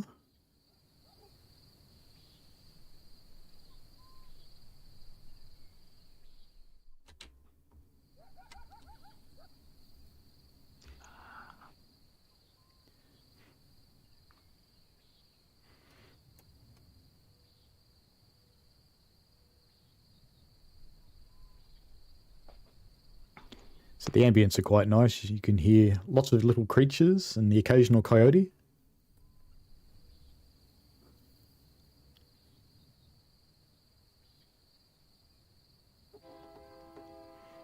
And a proper loud train horn.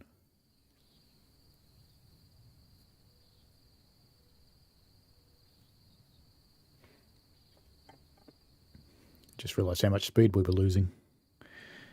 Just turn this down and I'll go back to the train.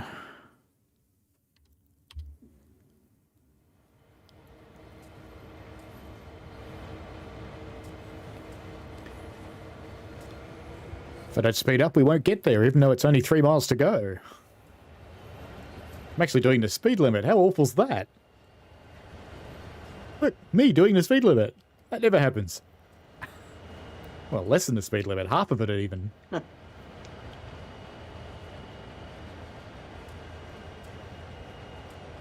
Is it uphill? No, it's flat. Let's give it some more juice.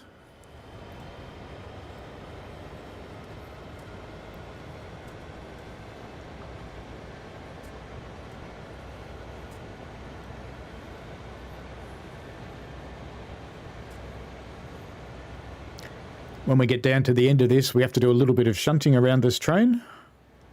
Not much, we just run around it and couple back onto the other end.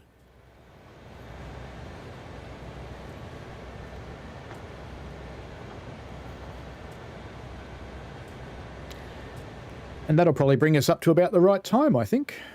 We'll have a bit of a look around the mine site and before we stop the scenario.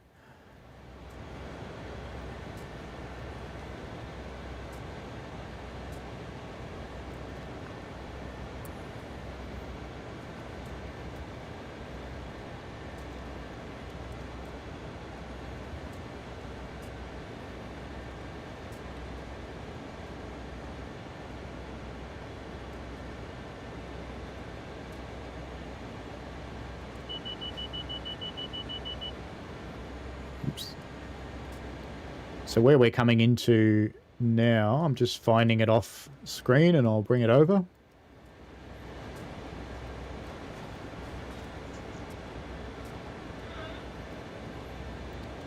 So right now we're about here, coming down the river. So we're approaching the first of the sidings. Looks like there's a maintenance of way vehicle in there. Let's see if we can see what that is.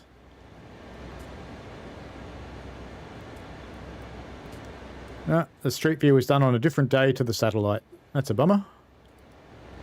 We can go down here and see a train at least. So that does look a bit like these hopper cars, a little bit. There's a dump truck and an excavator. Rail mounted. So they look a little bit like what we're doing. That's good. But once we get past there, we'll continue down through until we get down to the actual loading facility down here. So this is where we'll be very soon. Spin this around a little bit. Oops. Sorry for the awful mouse skills. And that's the loading facility that we'll see in a moment. We actually travel in underneath that on this scenario. We don't load up this time though, but I will show you how to open the wagons in case you haven't tried to do that before. So just from a train map perspective, if we zoom in, those first sightings I showed you on the map are those ones. And then we keep coming down until we get to the loading facility down here. We're now in a 10-mile limit coming into the sightings.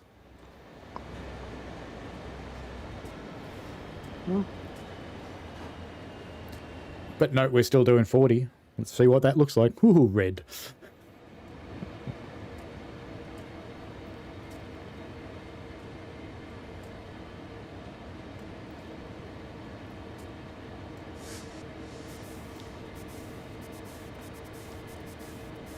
Start slowing down a bit. We'll come down to about 20, that'll do.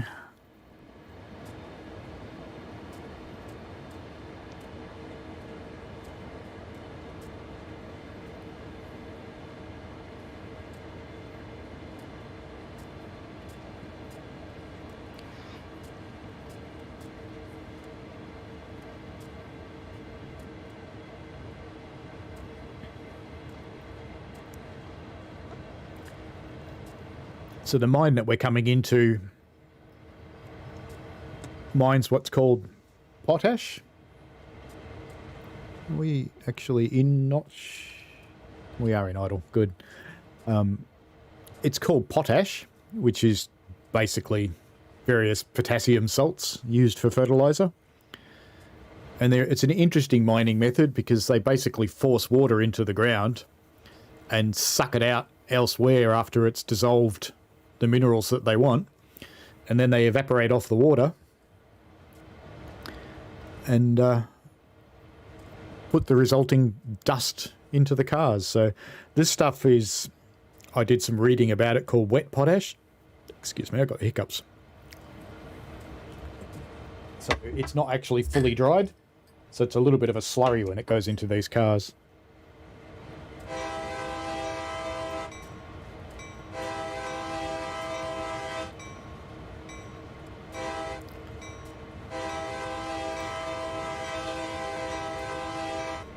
And if you're playing the game and you're watching that crossing, it only starts going just as the train hits it.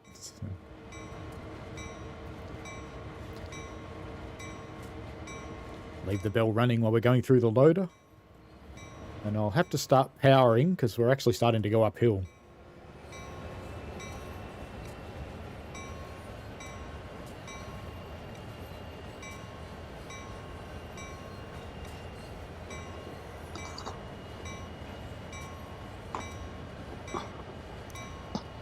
So there's the structure of the loader that we looked at on the map before.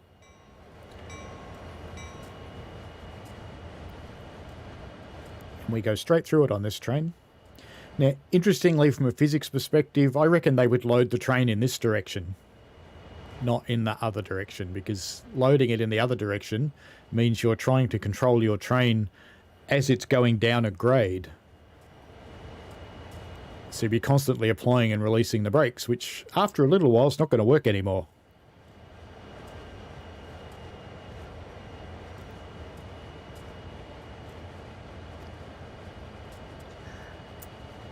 I'm just going to turn the dot back on and our stopping marker,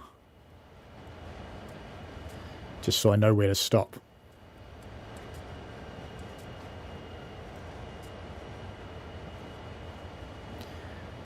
So has anybody who's watching the stream got any questions about Cane Creek? Is there anything you'd like to go and look at in particular? I'll have a flip around the mine after we stop here, but before we finish the scenario.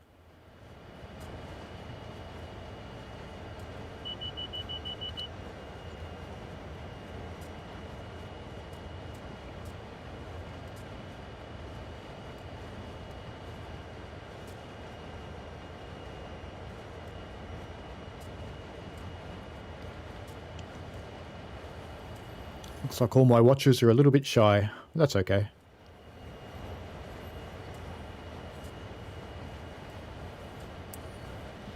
Yeah, I didn't check these points. They are okay. They are okay. And there's our stopping marker. And that one's fine for the runaround move. I'll show you something with the points too. There's a minor problem with the levers on the points.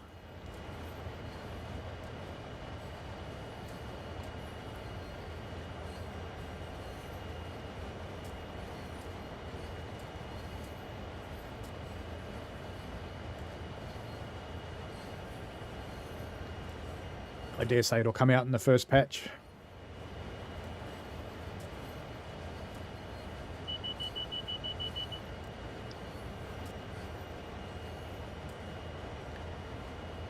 Nearly there.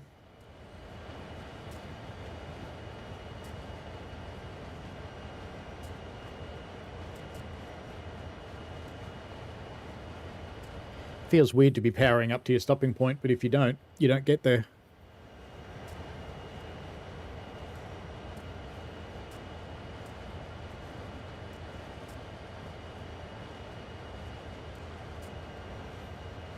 As the daylight gets brighter here, it seems to be getting darker and darker in the game, but I know it's not.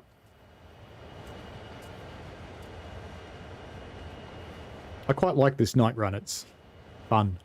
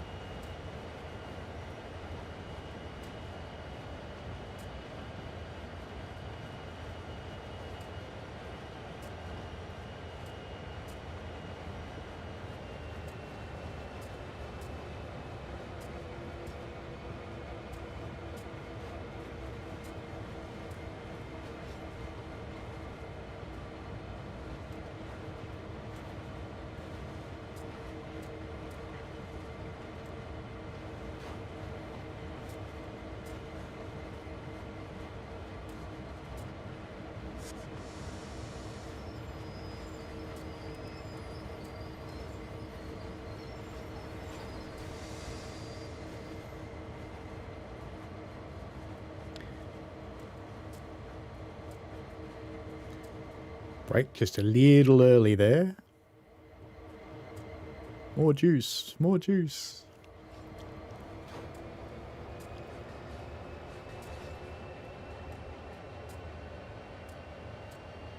It's at this point the train wants to go the other way.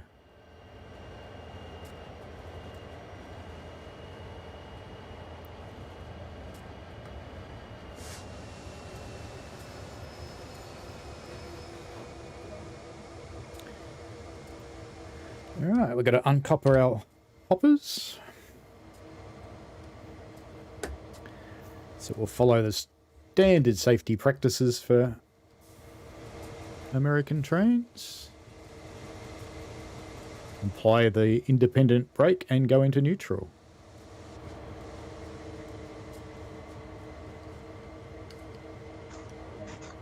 Let's unlock that. Just while we're here, I'll show you how to open the hoppers.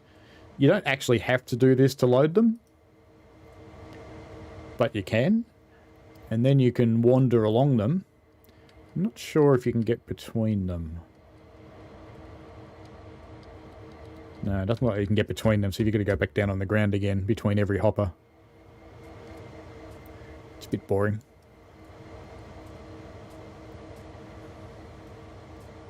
Going down head first, of course, as you do. So we've uncoupled that. Actually, I'll just pop back there because something I just noticed. The end of train device has appeared on our locos now. I don't think anybody would really bother doing that for a runaround move, but there you go. Let's get back in our cab.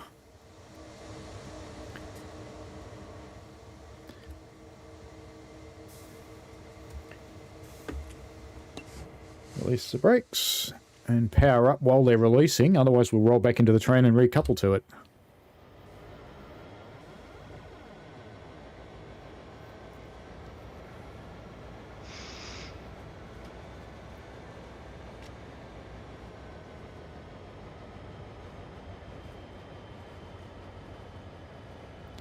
It's coming down into the head shunt at the end of the line now.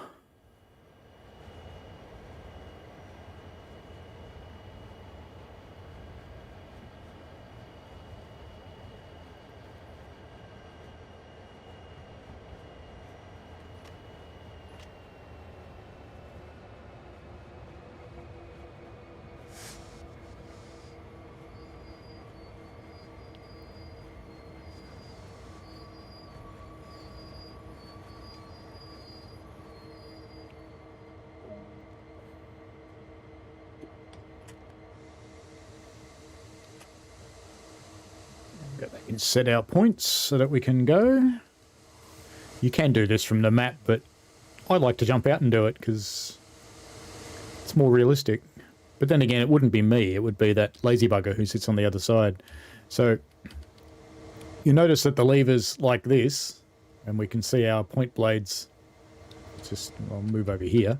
You see the point blades are set for the line we came from. Let's flip that. Ah, nothing happened. Let's flip it again.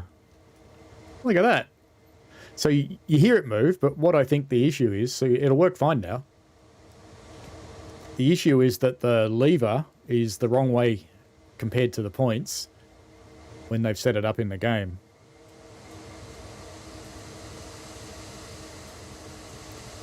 I'm pretty sure I've done this one, but just in case. Yep, that's fine. We've done that one. Let's climb back into our cab.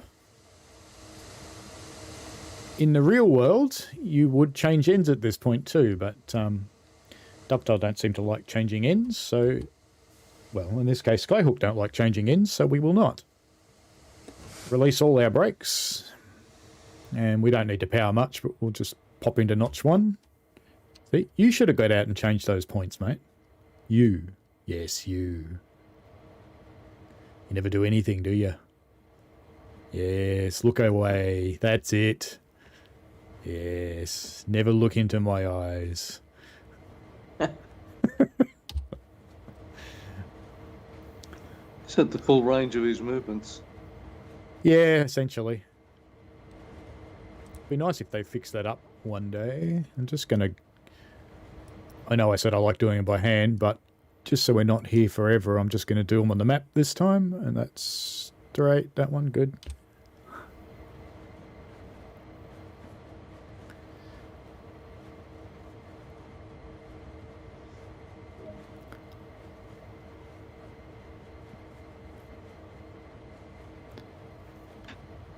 So we're heading towards the loader at the moment.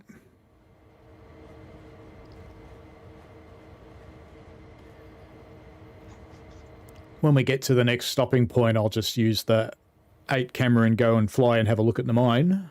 Because if I go back to the train and couple up, it'll stop the scenario.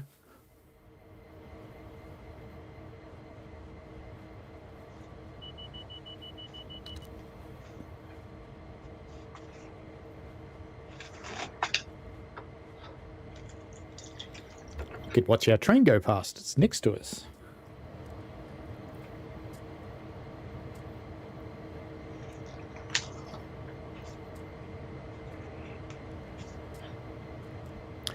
The other thing you'd do in reality is put on some handbrakes on the train too, because you wouldn't leave it sitting there on air.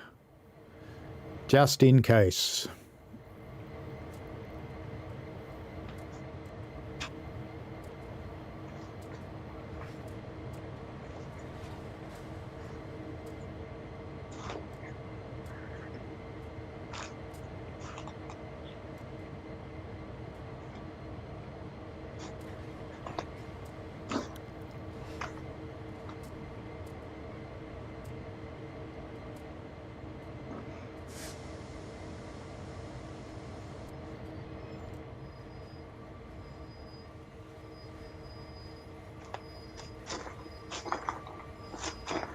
You can stop train, honest. You know, a locomotive should have stopped a lot quicker than that. Alright, let's have a look on the 8 cam and just go and have a look around at our mine. So that's where we've just parked our carriages down here. And up around here is where those ponds would be, but they're not. We're running into an invisible wall at the moment, but we can get a bit closer to the mine. So this is the mine structure. You don't see this thing in maps, but you do see it in the aerial views. There's a lot of background noise there, Travis. And these are those 2 big structures. Oh, sorry. Sorry, mate. These are those 2 big structures you see that are storing the semi-dried potash. Not sure why they'd have red lights on them. Alien attracting lights. And the 2 conveyors that go into the loader that we'll use on another scenario in a couple of weeks' time. But it's all modelled quite nicely around here. That's a bit weird having a crossing there, because you know, what's going to fit through there? So this is the potash loader. It explains that it's a salt used for the production of fertilizer. Being water soluble, covered hoppers are required for transport. I kind of think when they did the first train stream, they weren't covered hoppers. And they fixed that. Alright. I know it seems weird to go back into the cab to get out again, but I had to change cameras. I'll go and check these points. Oh, I stopped a long way away, didn't I?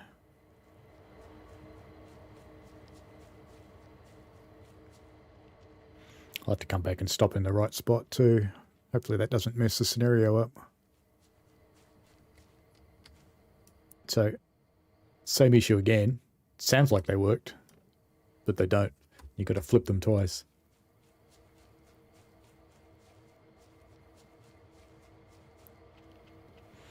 Really like the night sky. I reckon they've done that well. There's no other route in Train Sim that looks like that. It's very nicely done.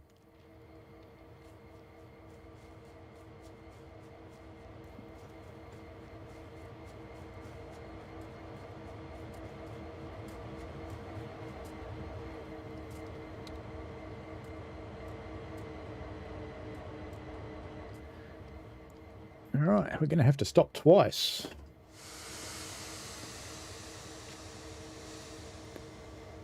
So I've just put the reverser back in forward, started powering and released the brakes. And we're going uphill, so I'll give it a bit more. We need to stop at the scenario marker just to keep the scenario happy. Since I missed it, we were going in the other direction. And then we'll head down onto our train, and that will be the end of it for today. I can't remember if it gets me to draw it forward or not. I think it just finishes when I couple up.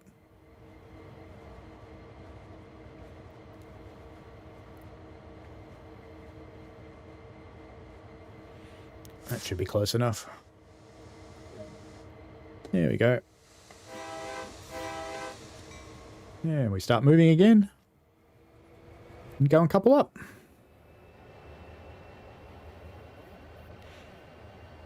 I didn't honk the horn the first time I moved, did I? That was naughty.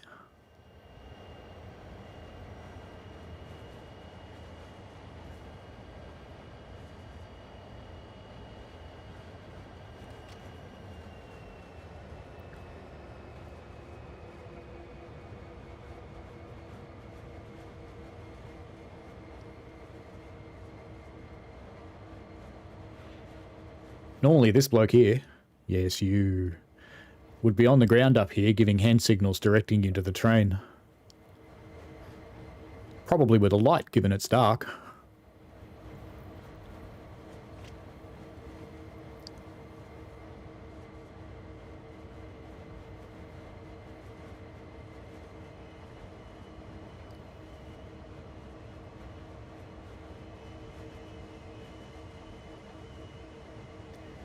You want to hit them at 4 miles an hour or less.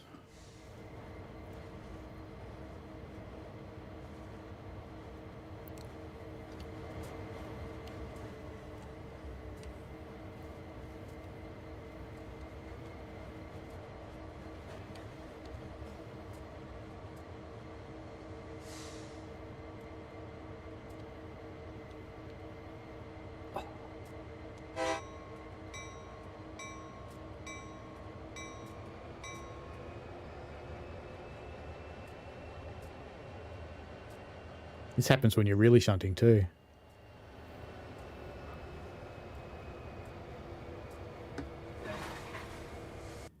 Beautiful.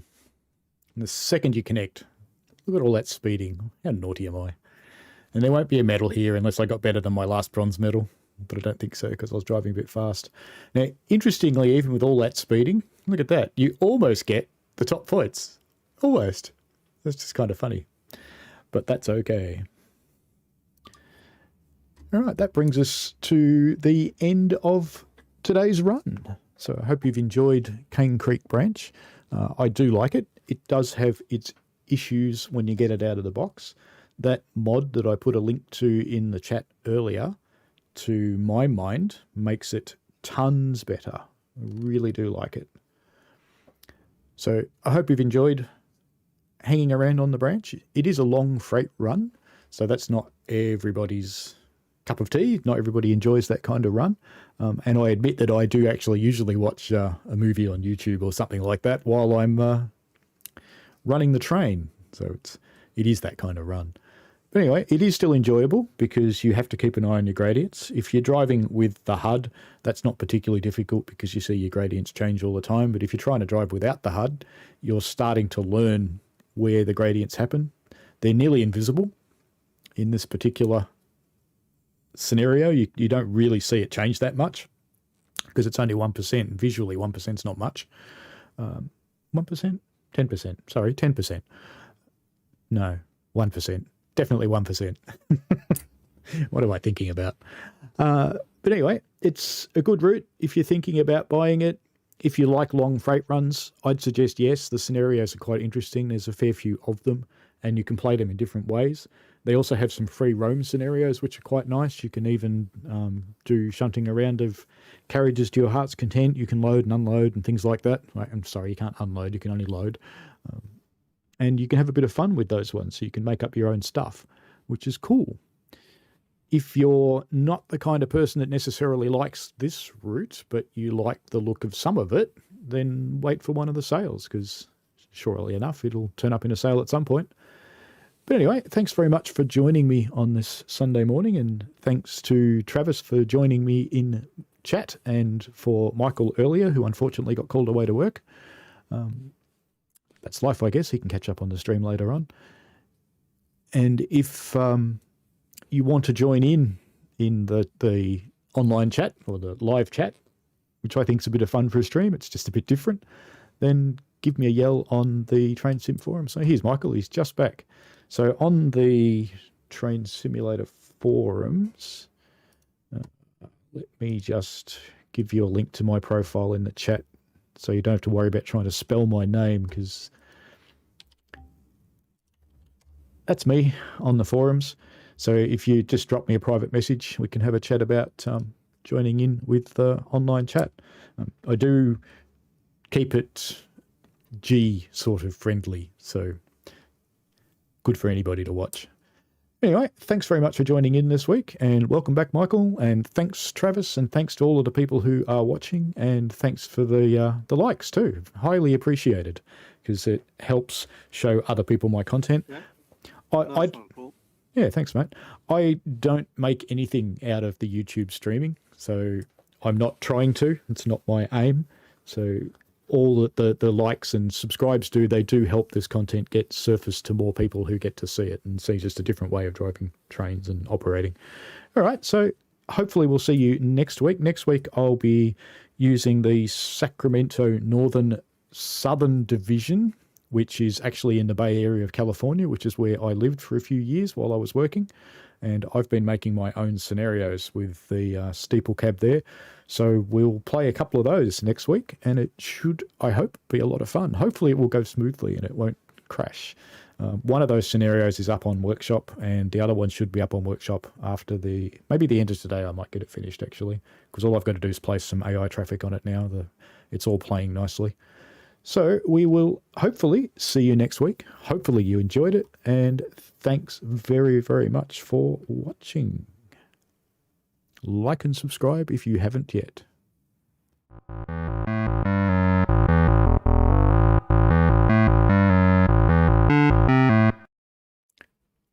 All right then, that brings us to a close for today. Thanks for watching the stream, and I hope you enjoyed it. I welcome any and all feedback. Feel free to comment on the video. Constructive criticism is welcome, especially if I've got something wrong. I stream every Sunday morning starting at 8:30 AM, and I also do ad hoc streams from time to time during the week. Please subscribe and click notify to avoid missing out.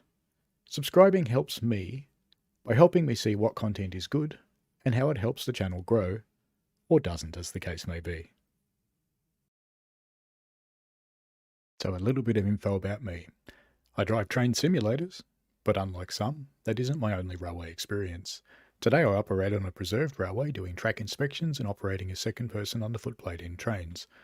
I've driven steam, diesel, sparks and trams from time to time across several rail networks. I understand how trains work and how complex train forces enforce certain train handling procedures, especially around acceleration and braking. Generally, when I'm driving a simulator, I try to be prototypical. I don't have a lot of in-cab video because we cannot do it while moving, but here's a short clip of me doing the cab half of a standing brake test to ensure continuity across the train. I build model trains in traditional means and have an ON30 logging railway and a Lego trains layout because I can. So yes, I'm not just a gunzel, I'm a proper train nut. Thanks for watching and see you next time.